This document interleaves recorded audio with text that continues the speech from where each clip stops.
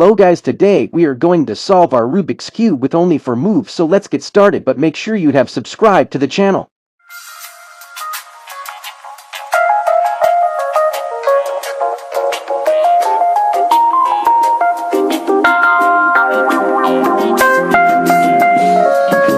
Do you love me, Matthew? I do. Honestly? Yes. Secretly, but honestly. No more secrets.